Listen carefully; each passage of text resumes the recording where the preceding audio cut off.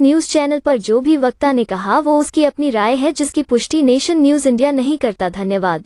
संविधान के निर्माता परम पूजनीय बोधिसत्व बाबा साहब अम्बेडकर के चरणों में कोटि कोटि नमन करते हुए आज जो कार्यक्रम यहाँ इस जीटीबी हॉस्पिटल के इस प्रांगण में हो रहा है, all India SC/ST OBC minority doctor and employ association द्वारा और समता सैनिक दल द्वारा जो मेधावी छात्र और छात्राओं को पुरस्कार वितरण और कैरियर काउंसलिंग का शिविर दिया जा रहा है। तो मैं सबसे पहले तो उन सभी को जिन्हें आज यहाँ पे पुरस्कार मिले, मैं उनको बधाई देता हूँ, शुभकामनाएं देता हूँ उनके उज्जवल भविष्य के लिए। क्योंकि बाबा साहब अम्बेडकर ने कहा था, बाबा साहब अम्बेडकर, एक मैं शेर से बात शुरुआत करूंगा कि वो लोग और थे जो वक्त के साँचे में ढल गए, एक भीम राय थे जो वक्त का साँचा बदल गए। बाबा साहब अम्बेडकर ने इस वक्त का साँचा बदल दिया, और जब बाबा साहब अम्बेडकर ने इस वक्त का साँचा बदला तो बाबा साहब अम्बेडकर के संविधान की वजह से जो सबसे अंतिम पंक्ति में बैठा हुआ व्यक्ति था, गरीबों के, दलितों के, शोषितों के बच्चे थे, आज वो बाबा साहब अम्बेडकर के संविधान की वजह से पढ़ लिख कर आगे बढ़ने लगे, आगे आने लगे। और हम हमेशा कहते हैं कि हमारे बच्चों में, हमारे युवाओं में, हमारे लोगों में काबिलियत की कमी नहीं है, काबिलियत बहुत है, उन्हें मौका मिलना चाहिए। और बाबा साहब अम्बेडकर को जब मौका मिला तो उन्होंने भारत का संविधान लिख दिया, और आज इन जब बच्चों को मौका मिलेगा तो ये भी देश के अंदर अपनी सेवाएं देंगे, देश को आगे बढ़ाने का काम करेंगे। तो जिन बच्चों को आज पुरस्कार दिए गए, मैं कहता हूं कि आप लोग एक बात हमेशा याद रखना, बाबा साहब अम्बेडकर कहते हैं पे बैक टू सोसाइटी। आप कितने बड़े पद पे चले जाओ, लेकिन अपने समाज के पीछे रह गए बच्चों को, अपने समाज को आगे ले जाने में अपना महत्वपूर्ण योगदान जरूर देना। अगर आप पे बैक टू सोसाइटी करोगे तभी आने वाले वक्त बच्चे आगे बढ़ पाएंगे और तभी उन्हें मौका मिल पाएगा।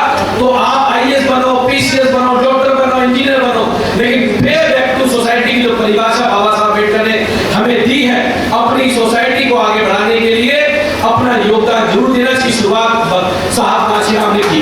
मेरी आप लोगों से रिक्वेस्ट है, और देखो अलग अलग जगह से, अलग अलग जगह से निकलकर बच्चे आज यहाँ पर आए, उन्हें अवार्ड मिल रहे हैं, और जब हम अपने लोगों को अवार्ड देते हैं तो कहीं ना कहीं सम्मान हमारा भी बढ़ता है, सम्मान जिनके बच्चों को मिल रहा है उनका भी बढ़ता है, और उस समाज का भी मिलता है जिसको हमेशा ऐसी नजर से देखते थे कि शायद इनमें पढ़ाई लिखाई का टैलेंट नहीं है।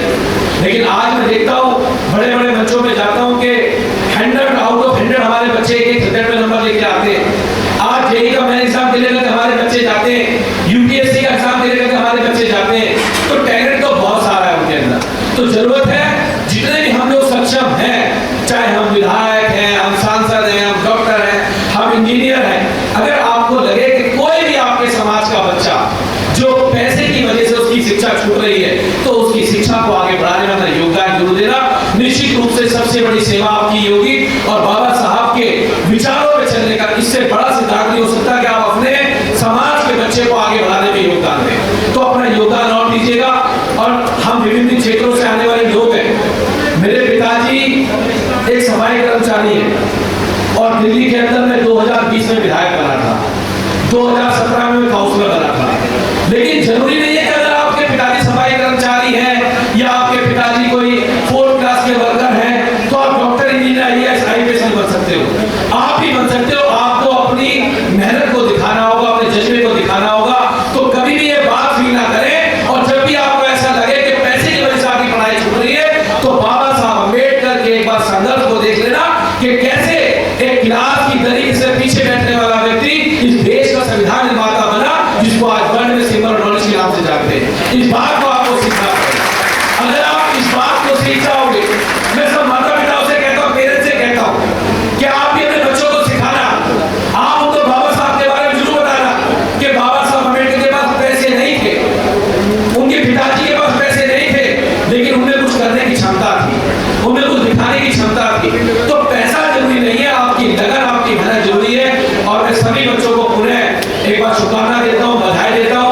ये कार्यक्रम GTB के प्रांगण में हो रहा है, मैं GTB हॉस्पिटल का चेयरमैन हूँ, उसके नाते भी मैं आप लोगों को बधाई देता हूँ, शुभकामना देता हूँ। बहुत सारे सबको अपनी बातें रखनी है, और बहुत बुद्धिजीवी लोग यहाँ पर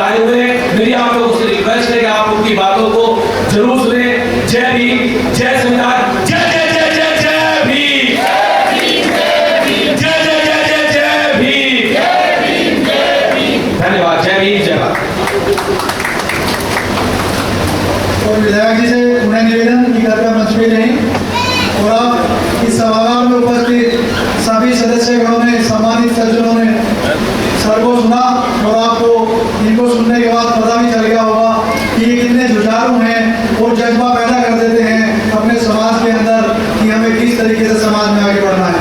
तो मैं अपनी पूरी टीम से पुनः निवेदन करूँगा कि सर का मोमेंट को भेंट करके आभार व्यक्त करेंगे और जिन बच्चों का मैं नाम पुकारूंगा वो बच्चे मंच पे आएंगे कृपया। अंजलि, हर्षिता चौधरी, साक्षी, प्राची, काजल। सर अगर इस लाइट से अगर अलग होकर के वहाँ उस साइड तो ये बंद करवा दो, इसे या तो बंद करवा दीजिए, ये लाइट बंद कराओ।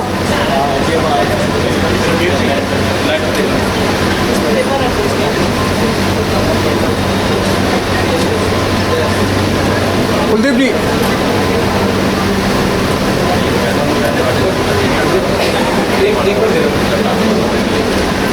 मैं एक बात कहनी भूल गया था। अभी शक्ति जी हमारे बीच में थे, उन्होंने एक बात कही थी कि ये ऐसा खूबसूरत भारत हमारा देश है जहाँ देश की महामहिम राष्ट्रपति दलित समाज से आती है, आदिवासी समाज से आती है।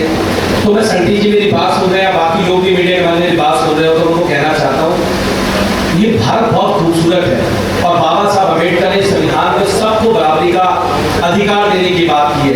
लेकिन तब कहीं ना कहीं हमें दुख जरूर होता है कि जब इस देश की सर्वोच्च पद पर बैठी महामहिम राष्ट्रपति जो एक आदिवासी समाज से आती है, एक महिला भी है, लेकिन जब इस देश की संसद भवन का उद्घाटन होता है तो उन्हें वहां बुलाया नहीं जाता। ये हमारे लिए दुर्भाग्य की बात है और हमें सबको विचार करना